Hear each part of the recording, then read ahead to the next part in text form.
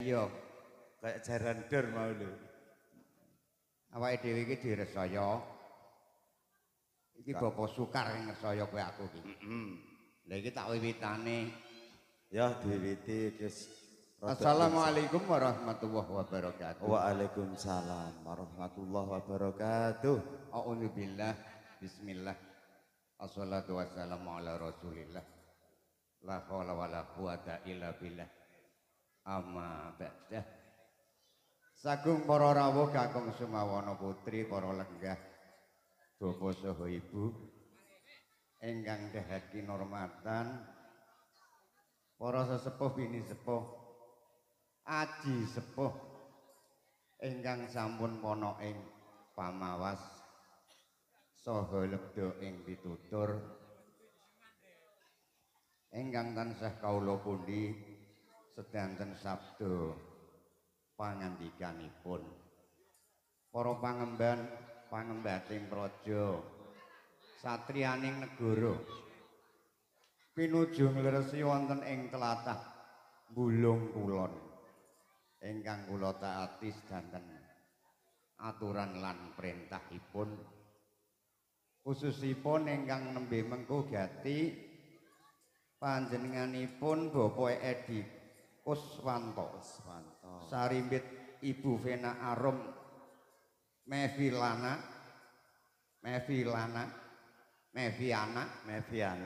ingkang kula dherekaken niat lan hajatipun sonten punika. Keparengaken kula kekalih badhe nderekaken nepangaken nami kula wondene nami kula Ki Tembem parandene kadang kula menika Ki Pentul.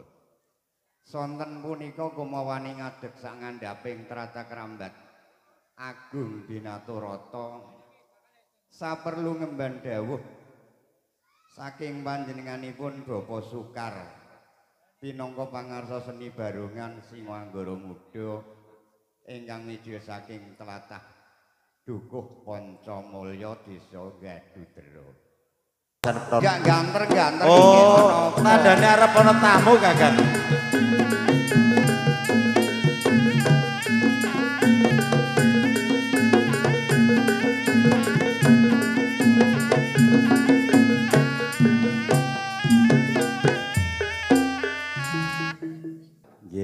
Rene niki Bapak Kuswanto niku kagungan putra namung setunggal niku lanang. Lah niku kula pasrahaken dumateng panjenengan. Nggih. Masalah pengruwatan niku kula kan mboten saged. Nggih. Wong amanah saking ngene Bapak Kuswanto. Lah niki kula gentos pasrahake dumateng panjenengan kersanipun asaling ngruwat lancar kanthi sae slamet wijujeng mboten manggih setunggal balak alangan punapa-punapa. Amin. Alhamdulillah. Niku minangka wajibe, Pak. Oh, nggih. Jenengan tampi. Matur nuwun sanget mugi-mugi barokah. Nggih. Ngeten nggih Bapak. Nggih. Panjenengan minangka bakal wakil saking Bapak Dwi Kuswanto. Nggih. Nggih. Kula tampi niat kasar panjenengan sak keluarga nanging ngeten Bapak nggih. Kula panjenengan manusa lumrah mboten kagungan kekiatan napa-napa. Monggo sareng-sareng nyuwun ridhani Gusti Allah. Mugi-mugi niat kasar panjenengan pinaringan berkah, keselamatan, kesaenan, panjang yuswa lan tinambahan rezeki ingkang kathah barokah. Ngoten Bapak nggih. Nggih nek ngoten sak mangke kula ngruwat panjenengan ditunggal Ibu nggih Bu nggih. Dipados lancar selamat nggih.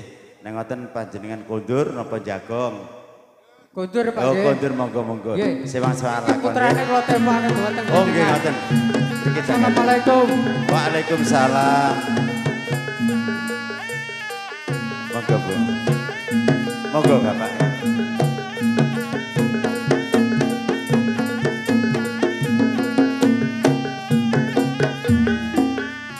No.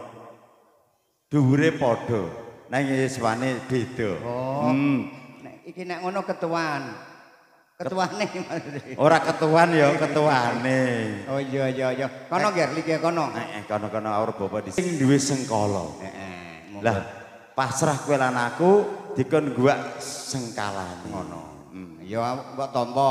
Ya tak tampa mau. Wis anut nek kowe wis sing nampa. Nek kowe wis anut saiki aku golek cara. Carane Nyelamur lakon nyelamur jengen.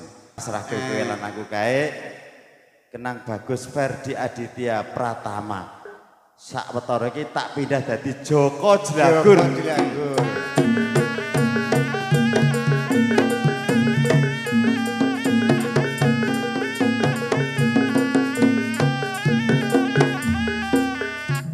Ngarep nitik tembung ngarep jenengku Nini. Nini. Nini ki wis wedok to. Wadon. Lah aku nek ngene iki senajan jarian ning kan ana bringose. Ora matem ya. Ora matem. Ora jumbuh karo kahanan. Terus carane piye? Saiki ngene, kowe munggah sanggar pamujan. Malih dadi wong wadon sing wahyu. Ngono. Ya wis. Iki tak dongak-dongakno. Aku ngerti karepmu nek ngono. Aku njaluk pamit bentuk gawe. Assalamualaikum. Waalaikumsalam warahmatullahi wabarakatuh.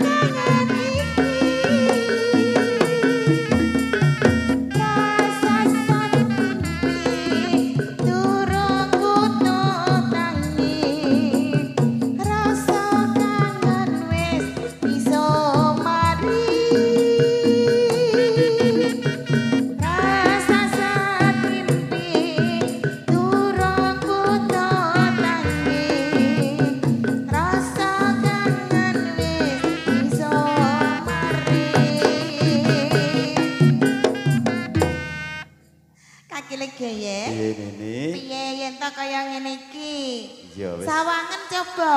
Beda adoh. Beda ta? Nduk mau pawakane ringsang lho. Gringsang, kering tapi merangsang. Lah saiki nek wong wadon tenan ya ngene, posture dhewe. Ayo to. Nek wong wadon tenan kae depan jemunuk, belakang ya jemunuk. Belakang yang jemunuk, dadine jumbo kalian kahanan. Lah ngono kae jenenge wong wadon. Ya ora rugi ento aku iki memburi goleki iki sandangan sing sarwa gumebyar.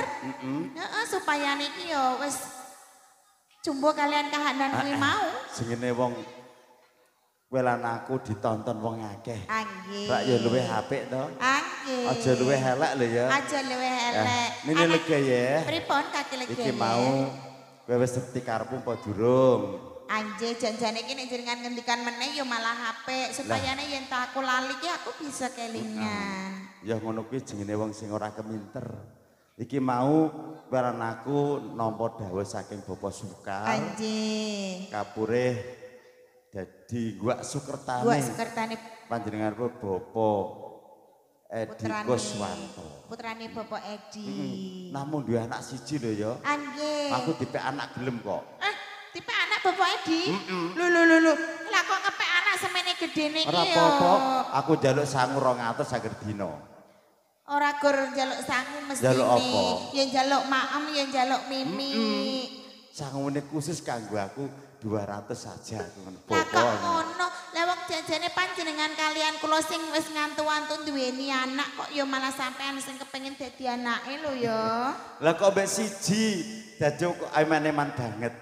Nggih, mbok menawa sak mangkene pinaringan tambah momongan mboten sawiji. Lah ngoten to. Alhamdulillah ya. Nggih. Nek upamane lanang sing soleh, wadon solihah. Solihah ngabekti kagem tiyang sepuhipun tak kados ngaten. Nini lege ya. Kaki lege. Sekaose iki mau Joko Jelagur ya.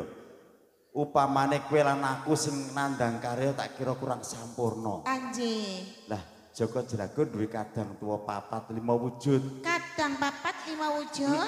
Lajeng Lah iku dhewekne arep tak jumbuhke ning alam donya arep tak jaluki sabiyantu nini. sabiyantu momong si Joko Jelagur menika. Ya Joko Joko omahe. keselamatan anjing. Supaya sengkala sing arep ganggu keluargane Bapak Edi Kuswanto Sarimbit ora bakal iso klebu mergo tak dibantu karo kadange sepuh. Anjing. Iki kadange sepuh ana ing alam perantunan bakal tak jumbuhke ya. Rewang-rewanan ini ya. Anjing kaki lagi ya. Bismillahirrahmanirrahim. Mata kajiku jisik lemah kaping 3 jumbuhake kadange tuwa Joko Jelagur ger. Mutmainah amarah supiah halu amah. Jumbuh ning alam donya ger. Ayo ger.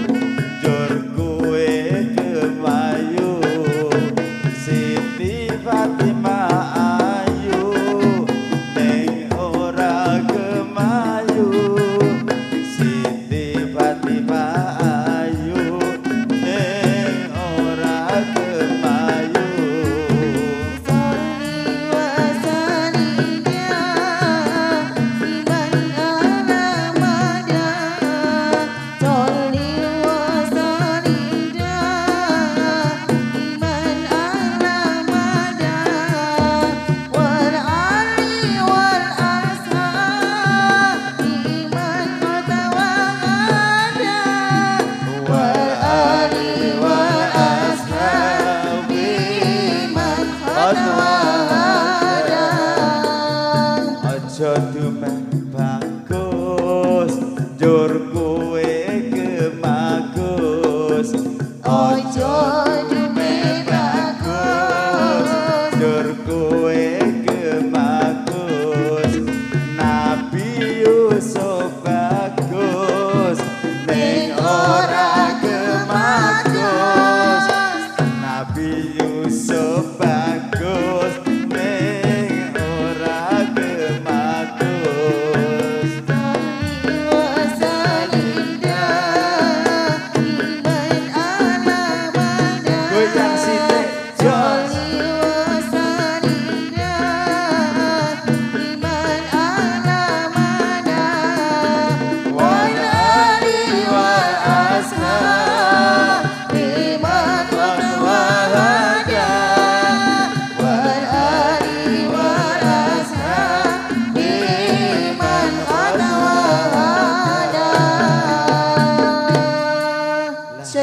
Nabi Muhammad. Allahumma sholli alaihi.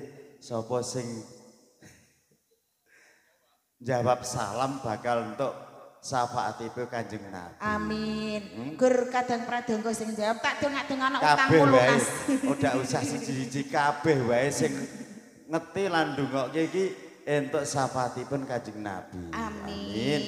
Lah iki kadange tuwa rupane mengkene Kaki legi ya. piye? Niki ingkang badhe kula tangletaken kalian panjenengan. Paket Rupane kok beda-beda wonten kuning, abang, putih, ireng lan menika wujudipun kewan. Janjane menika mengku werdi menapa? Ana werdine nini. Anjeh. Sing kuning iki ngene kae tau ketabrak becak. Oh, ketabrak becak. Oh ala layak ki rupamu hancur lebur. Arep tak teplokno bokong sapi ning hurung lakon. Kuning menika mutmainah. Mutmainah. Anjing. Lah sing pringas-pringis iki abrit menika. Amarah. Amarah kok serem banget serem. begitu. Iki panggonane wong sing nesu ya iki. Nesuna. Amarah iki. Kayak kaki legi ya kae. Ora to. Boten. Aku nek nesu njaluk mik tok aku kok. Angge Lah menika iki- amarah ingkang lah iki putih sing menika. putih iki Sophia. Sophia lemah lembut. Lemah lembut ning mewek-mewek lho. Prasaja. Lah sing iki Alwamah. Alwama kok cemeng menika kaki legi ya. Alwamah ateges wong sing serakah. Serakah. Ngalwamah, amah-amah, jaluk berah. Jaluk suro akeh. Lah iki kewan kelangan aku iku bondet. Bondet menika arupi kewan Kewan. ananging sabiyantu marang panjenenganipun kaki legi Dheweke rikala kelangan semono. nggonku senalikane aku tetanen kae dheweke tak jak njogo tanduran. Oh, kados mekaten. Lajeng sedulur papat lima Arep pancer tak menika dawuh. badhe sabiyantu panjenengan kalian kula Iya, anggenipun jagi keselamatane Joko Jelagur Joko saha Jelagur, keluarganipun Bapak Edi. Iki tak takonane ini ya. Angge. Mutmainah amarah supiah lan kowe bondet. Kowe tak jumbuhke ning alam dunya. Ya, aku arep takon. Apa kowe ngakon di kadang anom Joko Jelagur? Sing ndi kok gangge-gangge? Aja mringis ae aku medeni wong ora Lho sikatan iki akeh banget lho ya sing lungguh ning kene iki ana 3. Sing ndi coba? Kalungan Janur. Kados mekaten seduluripun menika nggih mboten pangkling to kaki legi ya. Mutmainah amarah supiah lan alwamah kowe budet.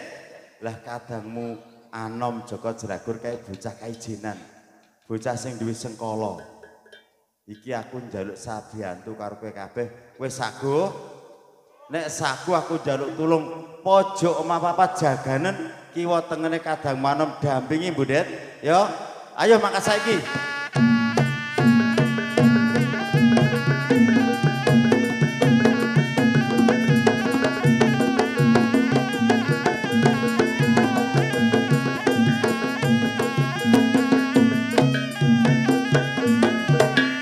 Nini Kaki legi ya. senajan to ala rupane nanging duwe kelakuan sing becik ngungkuli kaya wong-wong manusa kowe lan aku. Ngungkuli menungsa lumrah. Nyatane tak dawuhi jaga pojok mapapat dheweke tancut tali wada bodho badang kabeh.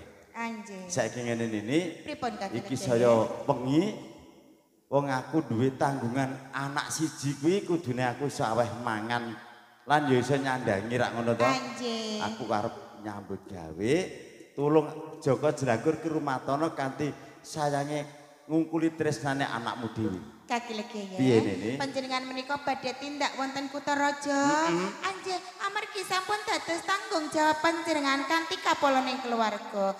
Kula lila kemawon amargi sampun wonten ingkang jagi keselamatanipun si Joko Jelagur menika. Kula lila legawa mbok menawi panjenengan badhe tindak sak menika. Tur aku ya wis aweh piandir karo Joko Jelagur. Anjing. Rupa janur kuning. Janur Werdine kuning menika. janur kuning ki jan ki ana nur cahya kuning sumunar. Anjing. Ya, dadi tambahe Tambah wajah kaya sumunar. Anjing. Dadi adoh saka sengkala. Atuh saka sengkala rupitu. Nini lega ya. Kaki lega Sak ya. durunge aku arep mangkat, aku weling karo kowe Nini. Wonten menapa menika Ini. kaki legi ya? Sak durunge aku bali kok ngomah kene ana bebaya sing gedhe. Anjing. Kabeh padha rasa montasi.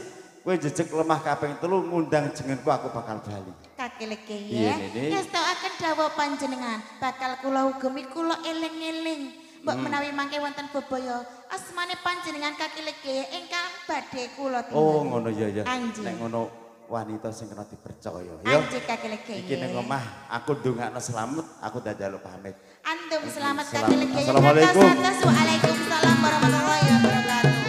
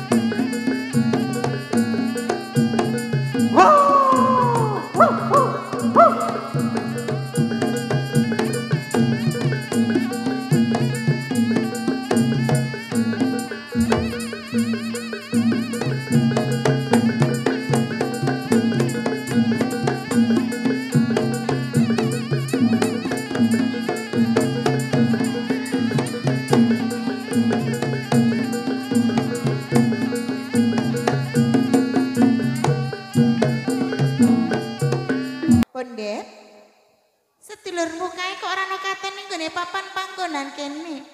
Sedulur tua, sedulur anom padha ora ana kabeh. Mutmainah. Amarah, Sophia Aluama. Lah, kowe iki nyapo? Malah padha ndingklak-ndingklok. Kowe kira yen duweni kewajiban jaga pojok papat kae. Supayane selamat si Joko Jelagur kuwi. Ananging padha ndingklak-ndingklok sajake kok. Aku lho malah sujono marang kowe kabeh. Janjane ana kedadian apa? Banjur momonganmu si Joko Jelagur ora ana katon nggone papan panggonan kene. Sabenere ana apa, Mutmainah? Coba kowe sing duwe gondo pangrasa, kowe bisa tata jalma karo Nini Legaya. Coba jawaben. Pitakone Nini Legaya iki. Ana ning ndi papan dununge sedulurmu anom? Monggo kula aturi kebuki yo.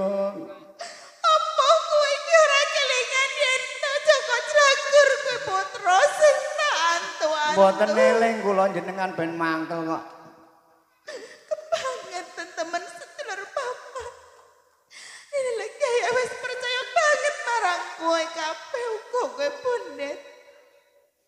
Yen to kowe bisa jaga keselamatane si Joko Jelagur nanging ngopo? Kabeh aturmu nalika semana barang kaki lagi ya kowe ora kasunyatane babar blas sedulur papa. Nggih, ngaturaken lepat. Monggo yo sing banter. Iki pitono kaya Ah niku sing banter mawon. apa kowe ora ngerti yen to lagi iki kuciwa marang kowe kabeh. Yen to iki dina. Kowe tak paringi pitono. Kowe amarga dene lagi iki kuciwa marang kowe sedulur papa. Monggo. Amarah Dalem.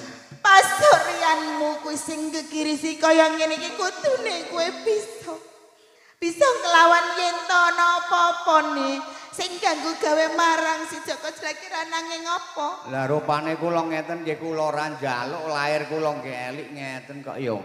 Raimu wae sing brangasan kaya mengkono nanging si Joko Jelagur wae kowe ora bisa amarah. Ponto yo ngampun nangis Apa mawon. meneh kowe Sophia? Gaweanmu apa nggone papan panggonan kene nganti si Joko Jelagur kuwi ilang wae kowe ora mangerteni Sophia. Ngene iki sing banter yo nek ngebuk kula cangkeme kula sing ngomong niki lho.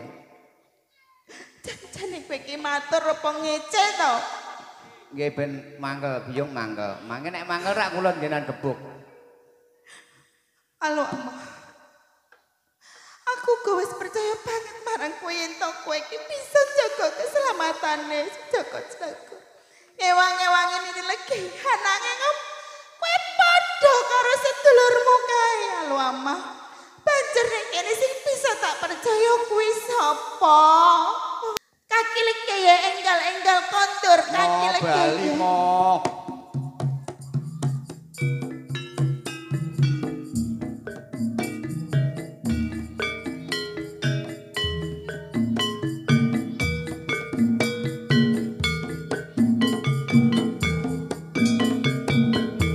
Assalamualaikum. Nini. Lho wong disalami kok ora bales lho. Waalaikumsalam.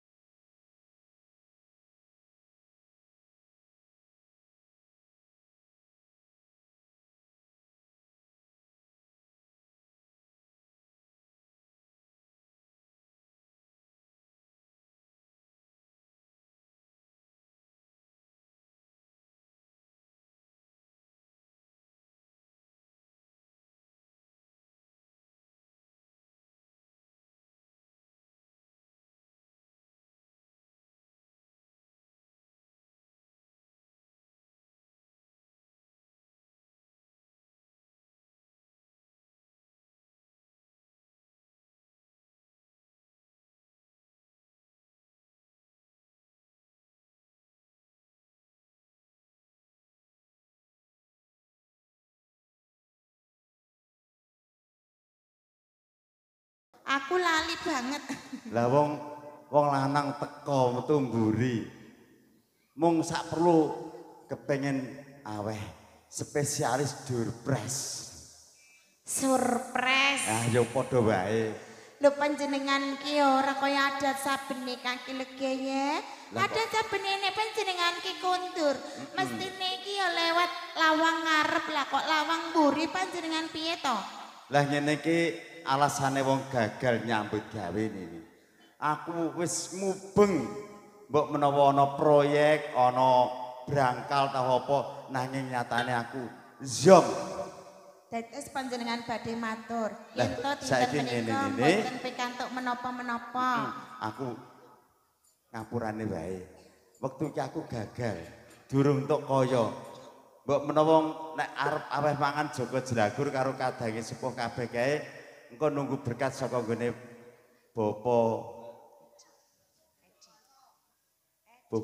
Bapak Edi Sugianto lah iku. Kaki legeye. Nene legeye. Janjane kula menika badhe matur kalian panjenengan kaki legeye. Lah aku mau ki ngene lho. Pripun? Deg-degan. Lagi wae arep pindah panggonan mbok menawa ana kanca sing bakal aweh pakaryan nanging nyatane yo. Aku deg-degan banjur kaya rumangsaku ana wong sing nyeluk kanthi rasa sing jempleng-jempleng ning atiku niki. Kaki legeye. Piye nene? Panjenengan kedah mangertosi yen to sing jembleng-jembleng nyebut asma panjenengan menika boten sanes nggih kula piyambak. Oh dadi kowe to sing jerit-jerit ning atiku mau. Lah nek ana ngopo ning omah kene iki? Sejatosipun kula badhe bloko suta kemawon kalian panjenengan. Ananging saderengipun kula matur, nyuwun agunging pangapunten mbok menawi kula menika kagem panjenengan dereng saged dados garwa lan ibu ingkang sae. Mboten saged tanggung jawab sak menika kaki legi. Aku kok saya deg-degan napa ning omah kene iki Nini. Panjenengan kaki legi sampun masrahaken keselamatanipun Joko Jelagur datan kula kalian sedulur papat ugi bondet ananging kasunyatan dinten menika mboten kados ingkang kula lan panjenengan kersake. Amargi dinten menika si Joko Jelagur anes. Ilang. La ilaha illallah Muhammadur Rasulullah.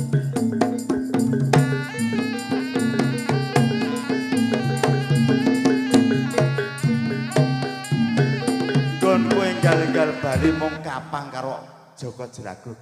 Nang tekan ngomah jebul ana kahanan sing kaya ngene iki banjur ning ngendi tanggung jawabmu karo kadang-kadang itu wae. Bundet amarah mutmainah supiah lan Allah amah. Iki ngendikane biyungmu adikmu ilang. Lah terus kowe kabeh ning endi anggonmu Joko?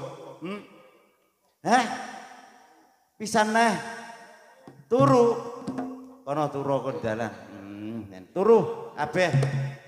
Kowe ndet mung kurep mlumah. Lah ngono kae. Kowe amarah. Lho ora jumbo lek ngomong nduk mau nggah nggih. Takon Joko bocah siji wae dijogo wong enem kok yo iso ngatek keprojol Nini. Kaki legi. Piye Nini? Menika mboten namung luput kula kalian sedulur papat ugi bondet. Anake panjenengan kedah emut. Lho kok aku sing luput?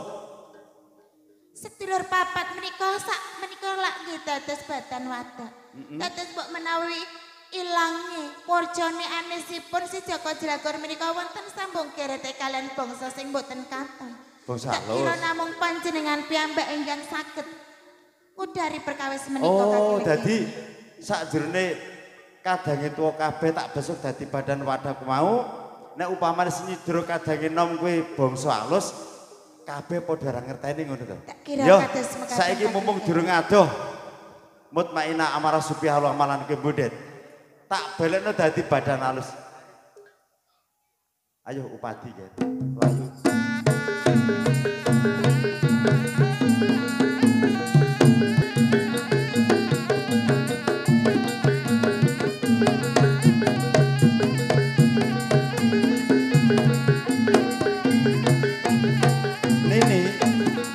Menapa menika kaki legi ya?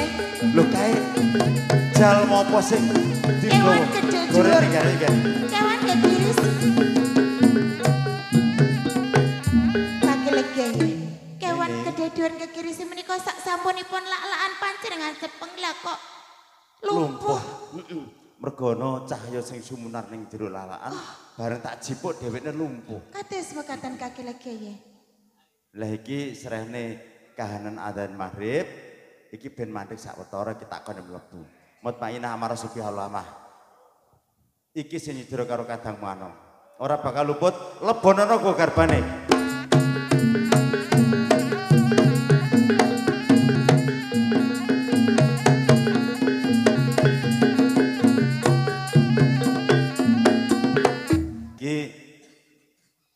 Jalma iki bakal tak sumbari. Nanging aku mung kuwatir karo kowe. Pripun kaki legi? Kowe wong wadon ora pantes nek ngadepi karo jalma sing galak kaya ngene. Anci kula nggih ajre sanget lho kaki Kono, legi. kowe ning pemungkuran ya. Anci kula ten pepungkuran kemawon.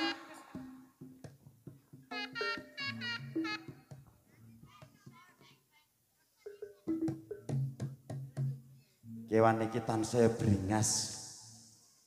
Mripate melolok. Iki bakal tak sumbari mbok menawa iso tata jalma kaya aku. Bismillahirrahmanirrahim. Tejo suluksana kang karangkaten. Kisana. Nggonmu klosat-klosat sak ngisor pereng sak dhuwuring pereng. Ganjel kok dening krikil malang kok dening ngono. Yen pancen kowe tedhak kusumur sing madu enggal jawab pitakonku. Sapa kowe kisana?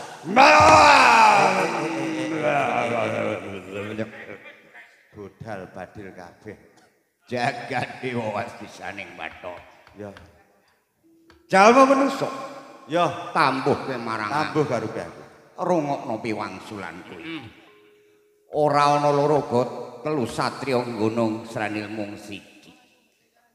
Bathara Kala. Oh, kowe diarani Bathara Kala. Ya jumbuh karo gambarmu sing gegirisi di atimu. Ya, nek ngono buktekno. Mundur rasa pecah kal tak udanani.